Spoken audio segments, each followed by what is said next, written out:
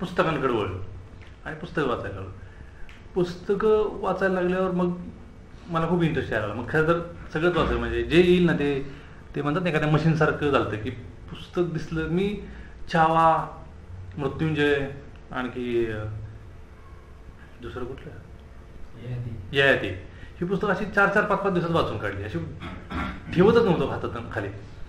आणि मग त्या वाचनाला काही दिसेल नव्हती, जे दिसेल ते म्हणजे त्यात अगदी शिरवाळकर पासून सुशी, काय ते कुठली सुहास शिरवाळकर, सुशी, तिथून सुरुवात केली. बाबा कदम, बाबा भांड, वपू काळेचं एकच स्वर वाचलं. आणि एकदा चुकून एक ट्रान्सलेशन हातात पडलं माझ्या, की जे इंग्लिश पुस्तकाचं मराठी ट्रान्सलेशन होतं. The picture of Dorian Gray नावाची कादंबरी आहे, मला वाटतं ऑस्कर वाईल्डची कोण असते कादंबरी, त्याचं ट्रान्सलेशन मला मिळालं आणि त्यांनी इतकी मजा आली. आणि मग मला कळालं की हे खांडेकरांची पद्धत जी आहे ना, स्टाईल तसं आहे, पण खूप भारी होतं. आणि त्या चित्रपटाची त्या कादंबरीची कथा पण जी होती ती इतकी सुंदर होती की त्यात थोडक्यात सारांश आणि त्यातले काही वाक्य मला अजूनही म्हणजे माझ्या मनावरती खूप परिणाम केला. त्यातले 2 मित्र आहेत, ते डोरियन आणि त्याचा एक मित्र असतो की जो जरा विचार करणारा वगैरे असतो आणि तो जरा असा विरक्त असा यती प्रवृत्तीचा तो असतो. आणि तो डोरियन जो आहे तो एकदा कुठून तरी येतो आणि त्याला म्हणतो की आज एक खूप भारी घटना घडली म्हणतो. तर तो काय जास्त बोलत नसतो. तर तो म्हणतो हां ठीक आहे, तर तो मी तुला सांगू का, तर बघ म्हणतो तुला आवडलंच सांग, पण म्हणतो तो विश्वास ठेवणार नाही म्हणतो. ती अविश्वासनीय असेल तरच मी विश्वास ठेवेन म्हणतो, आणि तुझ्या रोजच्या गोष्टी असतील तर मला सांगूच नको म्हणतो. आणि मला त्या अशा नवीपणाची त्याची जी आस होती ना ती त्यांनी खूप म्हणजे एक बंडावून गेलो मी. आणि त्या कादंबरीचा थोडक्यात जो सारांश आहे की तो एक चित्रकार एका खूप निरागस माणसाचं त्याला चित्र काढायचं असतं, खूप निरागस, अत्यंत निरागस, आणि तो खूप शोधतो आणि त्याला एक मुलगा मिळतो, तो डोरियन असतो वाटतं, मला आता नीट आठवत नाही. त्याचा तो चित्र काढतो तरुणपणी असं काहीतरी 16व्या वर्षात, आणि त्याचं इतके निरागस चित्र ते जगभर गाजतं.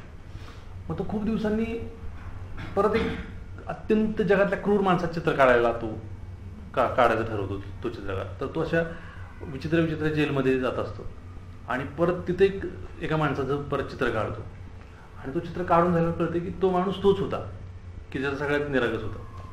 आणि मला वाटलं की माणसाचा इतका प्रवास होऊ शकतो, म्हणजे त्याचा एका टोकावर होतो दुसऱ्या टोकाला जाऊ शकतो, मग ते वाईस वर्षा पण होऊ शकतो, क्रूर माणूस चांगला बनवू शकतो.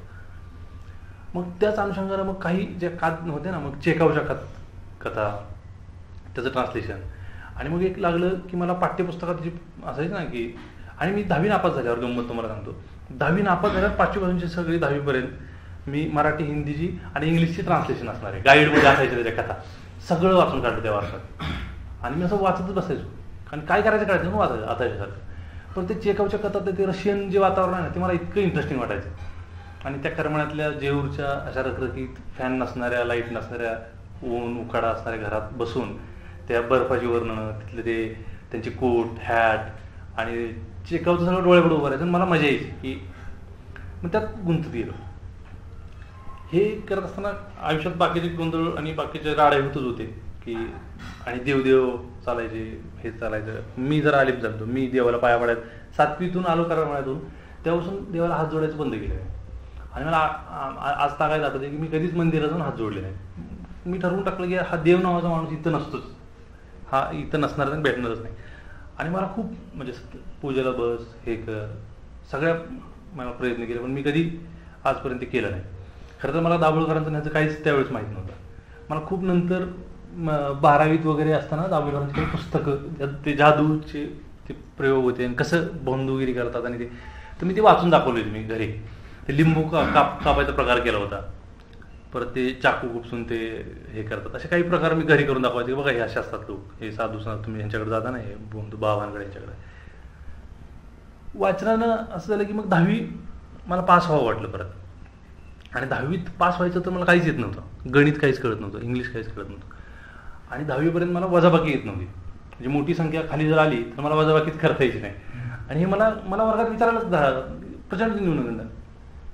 मग माझ्या एका मित्रानं, माझे काही राम पवार नावाचा एक मित्र, नासिर काझी, आम्ही बास्केटबॉलचा नाद लागला मला. मग मी दिवसभर वाचायचं, हे करायचं, संध्याकाळी फिरायला जायचं आणि बास्केटबॉल खेळायचं. मला बास्केटबॉल खेळता येत नव्हतं, पण या दोघांना बघून मी बास्केटबॉल शिकलो. आणि तो इतका इंटरेस्टिंग गेम आहे, मला मजा यायला लागली. आणि मी अगदी 6-7 महिन्यात ती गेले तर मी असा अंधारात एकटाच खेळत बसायचो. आणि खूप चांगला खेळायला लागलो. मग बास्केटबॉलच्या टीममध्ये जायचं म्हणून मी 10वीचा अभ्यास करायला लागलो की 10वी पास झालं तर बास्केटबॉलच्या टीममध्ये जाता येईल. आणि खूप मोठा आमिष होतं माझ्यासाठी. आणि मग मी त्या मित्राला सांगितलं की मला वजाबाकीसुद्धा येत नाही, मला इथून शिकवणार असेल तर शिकवू, नाही तर मला जमणारच नाही, मला क्लासमध्ये मी जाऊ शकत नाही. कारण क्लासमध्ये गेलं तर ते डायरेक्ट हे साईन कॉस टॅन ह्याला ह्यानी भागलं आणि त्याला मला कळायचं नाही. मला जमलं का? जमलं. तिथं नाही म्हणू शकत नाही. इतक्या घाई गडबडीच्या ठिकाणी जाऊन तुम्ही तुमचा स्लो मोशनचा कार्यक्रम जर ऐकवायला लागला तर त्यांना ते पटणार नाही. मग त्या आशिफनं मला वजाबाकी शिकवली, गुणाकार. त्याला खरंच विश्वास बसत नव्हता. तो 2-3 दिवस मला म्हणायचा तू चेष्टा करू नका माझी. आणि मग तिने वजाबाकी गणित सगळं शिकवलं. मग भागाकार. आणि मला जेवढं झेपते मी तेवढाच अभ्यास केला. मला कळलं की भूमिती मला जमेल. मग भूमितीचा अभ्यास केला. काही गणित तर तोंडपाठच केली. तो म्हणला की हे असायचे नाही, ते IMP असायचे. पण ते गणित तोंडपाठ, ते गणित वरची संख्या असली की काय लिहायचं हेच माहिती असायचं. आणि ते पाठांतर केलेलं असायचं. गणित काय कधी सुटायचं नाही, पण पाठांतर. असं करून मी बरोबर 52 मला मार्क्स पडले आणि पास झालं. इंग्लिशला मात्र 35च्या ऐवजी 39 का 38 मार्क्स पडले होते. 2 मार्क जास्ती मिळाल्याचा खूप आनंद झाला त्यावेळेस. आणि 10वी 2 प्रयत्नानंतर 10वी पास झालो. 11वीत गेलो मग बास्केटबॉल हे परत एक नवं वाटलं काहीतरी आता आयुष्यात सुरू झाले. आणि मग वाचायला लागलो. त्या काळात 10वी नापास झाली. अजून एक गोष्ट झाली ती, मी वाचायला लागलो तसं लिहू वाटायचं की आपल्याला असं काय वाटतं ते. पण ते कविता कथा असं नव्हतं वाटत. मी रोजनिशी लिहायला लागलो. आणि कुठल्या तरी पुस्तकात मी रोजनिशीचा संदर्भ वाचला होता की तो एक पात्र त्याच्यातलं रोजनिशी लिहायचा वगैरे. मी रोजनिशी लिहायला लागलो. पण रोजनिशी लिहून लगेच कंटाळा आला की हे एका छापाचंच आहे. आपण काय आपल्या आयुष्यात काही खूप घडत नाही आणि हे आपण लिहितोय ते रोज तेच आहे. सकाळी उठलो, टॉयलेटला गेलो, आंघोळ केली, ब्रश केला, दुपारी जेवलो, मग तेच लिंबाचं झाड, तेच हे. आणि मग काही कविता वाचायचो तर म्हणायचं की ह्यांचं किती हॅपनिंग आयुष्य आहे असं लोकांचं, आपलं तसं काही नाही. मला एक चारुता सागरांचा नागिन कथासंग्रह त्या काळात वाचला. आणि त्यांच्याबद्दल त्या पुस्तकाच्या मागे त्यांच्या आयुष्याबद्दल त्यांनी खूप भटकंती केली. आणि मला एक असं लहानपणापासून एक हुक्की यायची, आत्महत्या करायची एक असं, म्हणजे असं वाटायचं की आपण आत्महत्या केली पाहिजे.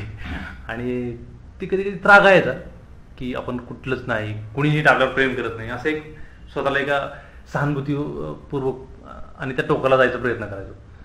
आणि ते चारुता सागरचं वाटल्यावर मग निघून जायचं, एक घरातून निघून जायचं, भटकायचं कुठतरी. आणि घरी यायचं ना, घरी खूप मोठं झाल्यावर यायचं, म्हणजे खूप मोठा माणूस व्हायचं, श्रीमंत, आणि असं यायचं. असं एक त्या काळात फॅन्टसी माझी असायची. पण ओळख अशी पुसून जाणं त्या काळात तेवढं धाडत नव्हतं. असं घरातून मी बरंच निघून गेलो, 3-3, 4-4 दिवस गायब व्हायचो आणि घरचे शोधायचे. आणि मग मला शोधतायत म्हणलं मला मजा यायची की शोधतायत आपल्याला असं. आणि मग जेऊरला चाललो म्हणून जायचो आणि जायचोच नाही, दुसरीकडे जाऊन बसायचो. आणि एक प्रकारे ते ब्लॅकमेलिंग पण होतं कदाचित त्यांना मी करायचो ते अटेन्शन सेकिंग बिहेवियर असेल ते पण असेल. आणि हे वाचता मग 12वी पास झालो. त्या काळात कविता लिहायला लागलो. आणि त्या कविता आहेत का नाही मला कळायचं नाही, पण रोज लिहून कंटाळा येतोय म्हणून मी असं मोजकं लिहायला लागलो. आणि ते कवितेसारखं आहे असंही परत जाणवलं. मी एकदा भित्तीपत्रकात ते रोजनिशीचं पान लावलं होतं आणि कुणीतरी मला सांगितलं की हे खूप छान लिहिलं आहे वगैरे, हे कवितेसारखं आहे. आणि जेव्हा BA ॲडमिशन घेतलं तेव्हा संजय चौधरी नावाचे सर मला भेटले, जे फॅन्ड्रीचे शिक्षक आहेत. फॅन्ड्रीमध्ये ते संत चोखामेळ्याची कविता जे शिकवतात, तर ते माझ्यापेक्षा वयानं अगदीच एक 4-5 वर्षांना मोठे असतील. ते अगदीच MA करून लागलेले ना, आम्ही असं एक 5-6 वर्षांना मोठे. आणि तो माणूस एक खूप प्रेमळ, काहीतरी अक्कल असणारा पहिला माणूस भेटला. शिक्षकाला गुरु म्हणावं अशा लायकीची माणसं भेटतच नाहीत. म्हणजे मला म्हणजे ते शिक्षक ज्ञानाच्या बाबतीत नाही म्हणत की तुम्हाला प्रचंड ज्ञान पाहिजे, पण एक विवेकी दृष्टिकोन असतो, एक प्रेम करणं असतं नाही, त्या बांधिलकीची त्या चौकटीच्या बाहेर जाऊन विद्यार्थ्याच्या आयुष्यात त्याला हात लावणं, हात देणं. तर तसं मला पहिल्यांदा संजय चौधरी भेटले आणि ते मग बोलायचे, ते सांगायचे. त्यांना मी बोलतोय, मी ते सांगतो, त्यांना इंटरेस्टिंग वाटायचं. पण त्यांनी माझ्या कविता वाचून मला एक पत्र लिहिलं होतं की तू खूप छान लिहितोय, पण तुला खूप मोठा पल्ला गाठायचा आहे, तू अजून काही वाचलेलं नाही, मग तुला ढसाळपासून सगळं वाचायचं आहे, तुला संत साहित्य वाचलं पाहिजे, असं त्यांनी खूप लिहिलं. आणि ते एक आदर्श असं घालणारं असतं तसं पत्र होतं. आणि मग मला वाटलं की आपण वाचत नाही. आणि त्याच काळात मला एक चंद्रकांत पाटलांनी संपादित केलेलं एक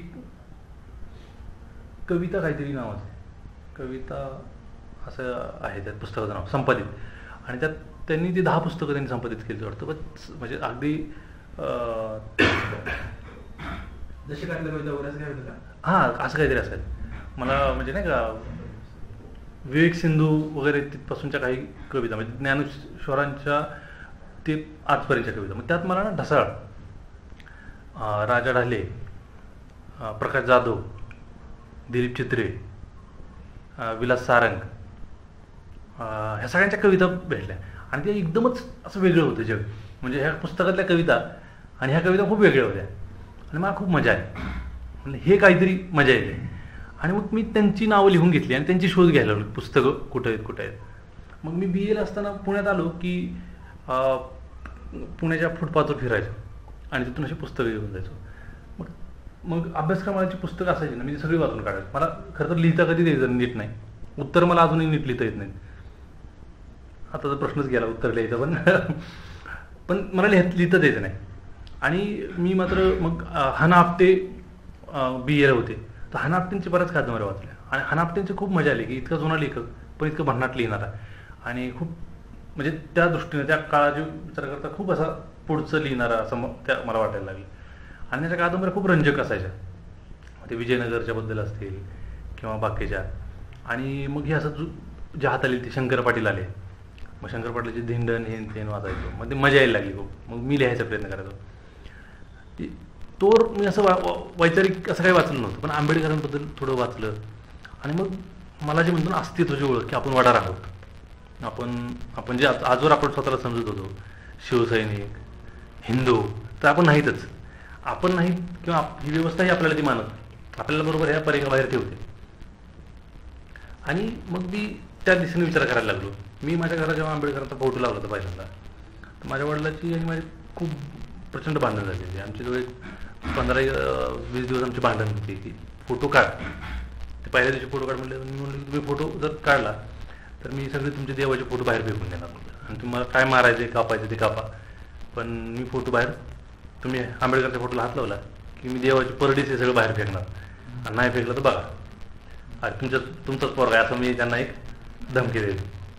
आणि मग त्यांनी धाडस केलं नाही की ते काढायचं, पण ते रोज मला म्हणायचे की अरे हे काढ, हे बरं नाही, हे महाराजा घरात फोटो लावलाय तो, लोक काय समजतात. मी म्हणायचो महाराजा फोटो तुम्ही कोण आहे, तुम्ही ऑर्डर ना, तुम्ही कोण थोरले मोठी माणसं आहेत. पण त्यांना ते कळायचं नाही. आणि त्यांना म्हणायचो मी की हे जे देव आहेत तिथं, इतकी तुम्ही देव लावले फोटो, ह्यातलं एकाही माणसानं आपल्याला मदत केली नाही, म्हणजे कुणी कधी भेटली नसेल तर मला. पण हे जे शाळेत माझी फी माफ होते किंवा तुम्हाला लोक नीट वागवतात, हे सगळं आंबेडकरांची कृपा आहे असं त्यांना खूप समजून सांगायचं. त्याच काळात मी दाभोळकरांचं पुस्तक ते वाचून दाखवलं असेल. आणि मग मला माझ्या अस्तित्वाची ओळख व्हायला लागली.